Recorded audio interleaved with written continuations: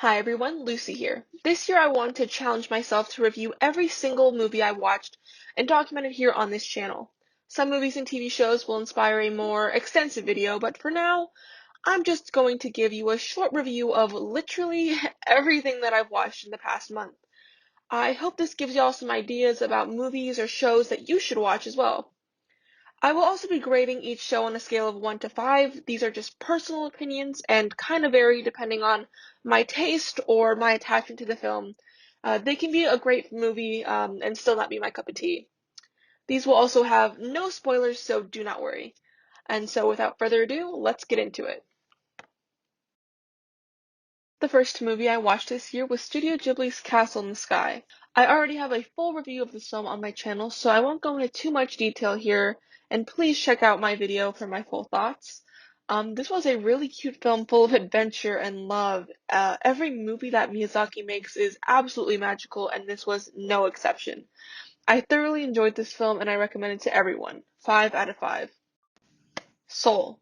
Pixar's Soul was extremely beautiful and touched me in a very personal way.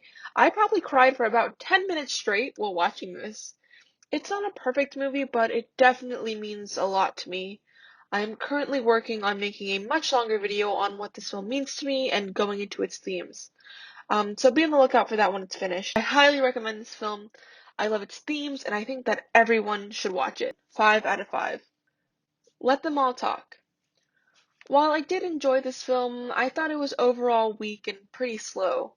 Meryl Streep has the power to make any role work, but the plot itself was just lacking.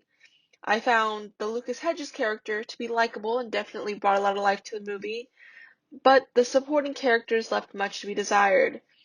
I can just continuously found myself waiting for something more to happen, but it never really did.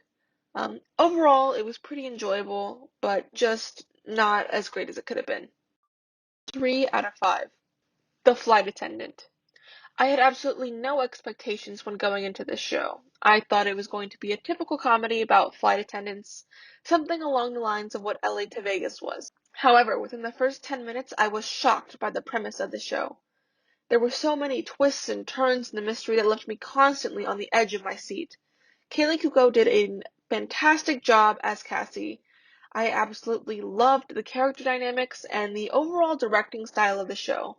The humor reminds me kind of the show Dead to Me, so if you enjoyed that show, or just any kind of murder mystery, or anything that dives into the minds of the characters in a deep way, you will enjoy The Flight Attendant. 5 out of 5. Mr. Mayor. While I have been raving about all the other shows in this list, this one is an exception. This is probably the only show on the list that I just could not finish. I gave the first 3 episodes a try, and I just could not bear to watch it any further. The writing just felt so out of touch and tone deaf, and most of the characters felt more like caricatures or just walking jokes than real people. I'm a fan of the over-the-top style of comedy, but it wasn't really hitting that mark either. It was kind of in the middle in an awkward, sloppy way, and I just did not appreciate it or enjoy it. And I love Ted Danson, the actor, but even he could not make this show work. 0 out of 5. Ma Rainey's Black Bottom. I thought this film was really well done. As someone who loves theater, I can really appreciate when a play-to-film adaptation can capture that feeling of watching a play, and they were certainly able to pull that off.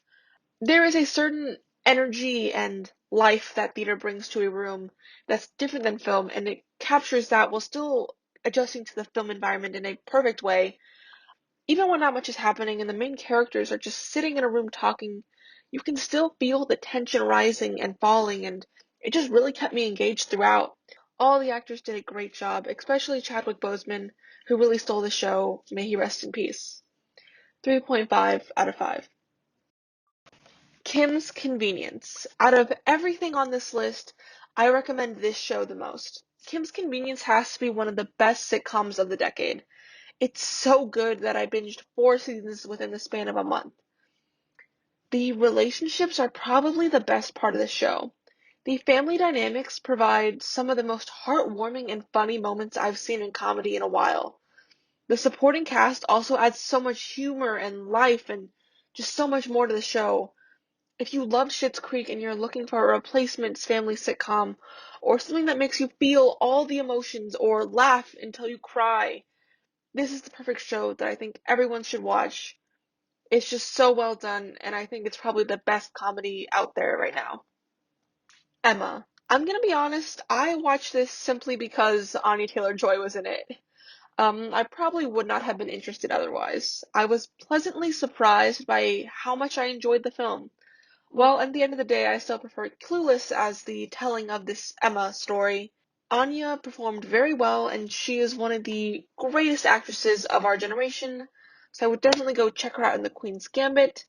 I just really thought this was a really well put together film. I laughed, I thought it was heartwarming, I just genuinely enjoyed it.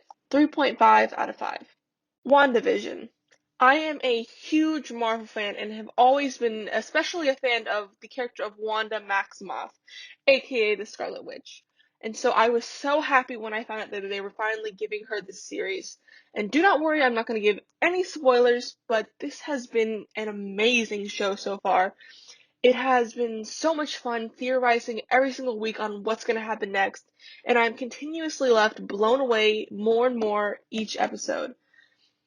The first few episodes may not be everyone's cup of tea, but please be patient and try to understand what they are trying to do, because I feel like it's just so well thought out, and the way that they develop everything is just so perfectly done. It's such a smart show, and I beg you to watch it. Everything that Marvel puts out is fantastic, and this just sets the bar even higher.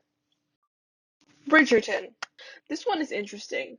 For the most part, I feel like it could be seen as trash TV, but I was so invested in the mystery of who Lady Whistledown was that I just kept watching, even though I wasn't hooked at the beginning. And while the show isn't incredible, as some people have said, which is what initially attracted me to the show, was the hype surrounding it. It's not incredible, but it's enjoyable, and I was invested. I really enjoyed the music and the costumes. I just feel like they really brought like another layer to it. They had the traditional, very period costumes, but the music was modern, done on like you had like Taylor Swift being played on a violin, trying to capture that old school style. And I really enjoyed that. I thought it really had the good blend because the tone was more modern, clearly, but set in this older time, and I really enjoyed that. I was just so honestly like invested in the absolute drama of it all because it's so dramatic and there's just so much going on that I was just like invested. I could not tear my eyes away. 3.5 out of 5. Locked Down. This one was pretty good. It felt less like a heist movie and more so like I don't know how to describe it, a breakup romance film.